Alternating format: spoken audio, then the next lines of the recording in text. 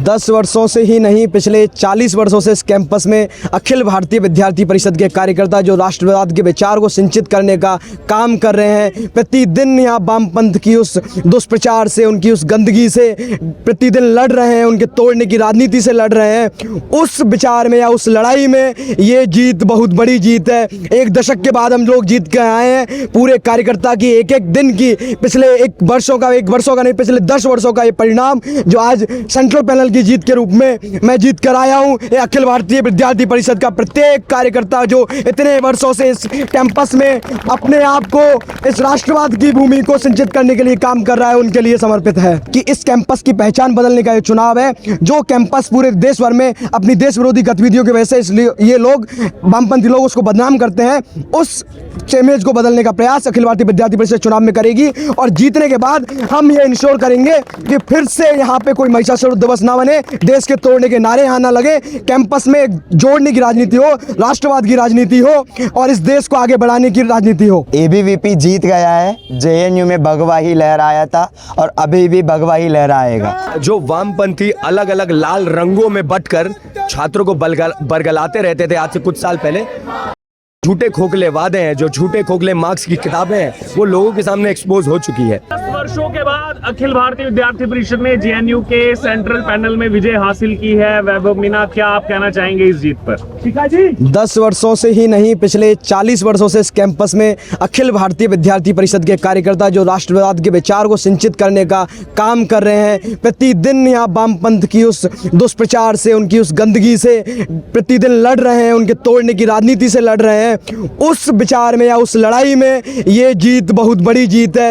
एक दशक के बाद हम लोग जीत के आए हैं। पूरे कार्यकर्ता की एक एक दिन की, पिछले एक वर्षों का नहीं, पिछले 10 वर्षों का ये परिणाम जो आज सेंट्रल पैनल की जीत के रूप में मैं जीत कर आया हूँ। ये अखिल भारतीय विद्यार्थी परिषद का प्रत्येक कार्यकर्ता जो इतने वर्षों से इस कैंपस में अपने आप को इस राष्ट्रवाद की भूमि को सिंचित करने के लिए काम कर रहा है, उनके लिए समर्पित है। ना ही केवल सेंट्रल पैनल बल्कि 23 जो है काउंसिलर पदों पर भी एबीवीपी को जीत प्राप्त हुई है 42 में से। बिल्कुल, हम इस कैंपस में सिंगल लार्जेस्ट ऑर्गेनाइजेशन, सबसे बड़ी पार्टी, सबसे बड़ा छात्र संगठन हमेशा से थे। काउंसलर हम हमेशा से जीतते आ रहे थे।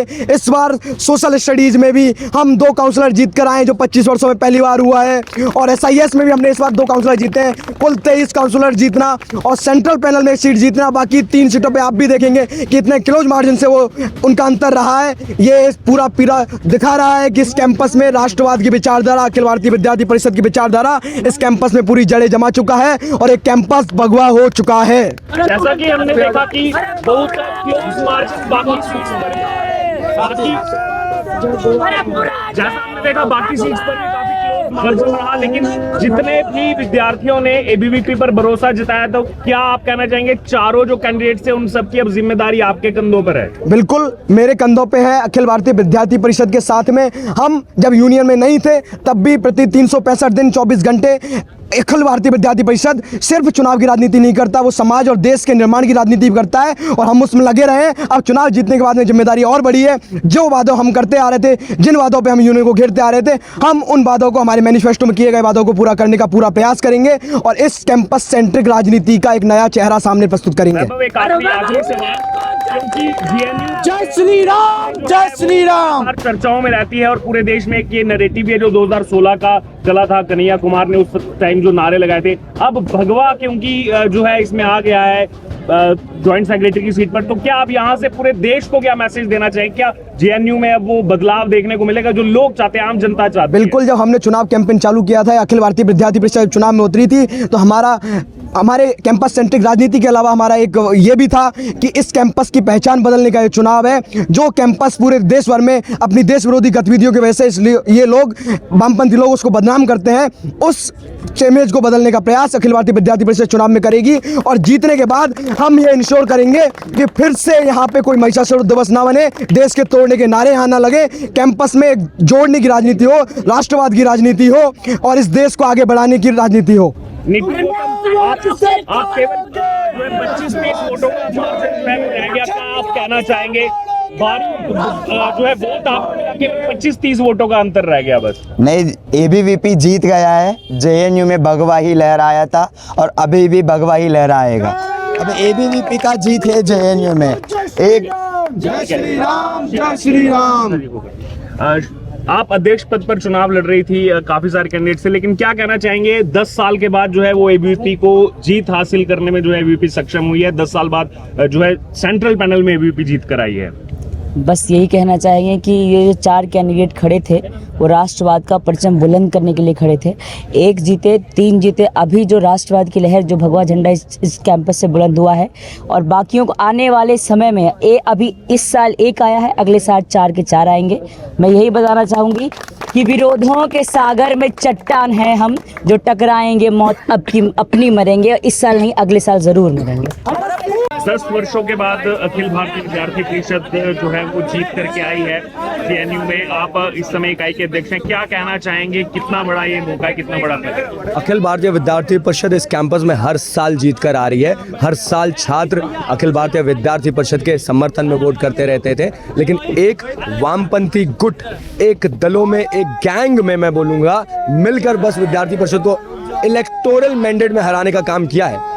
आज जो अखिल भारतीय विद्यार्थी परिषद छात्रों के बीच जीत कर आती थी, आज वो बैलेट पेपर्स में भी जीत कर आई है। अखिल भारतीय विद्यार्थी परिषद अपने विचार की वजह से, छात्रों के प्रति समर्पण की वजह से आज सिर्फ 1 सीट पर जीत कर आई है। बाकी 3 सीटों पर जो हार का मार्जिन रहा है वो कुछ 2-1 डिजिट में रहा है।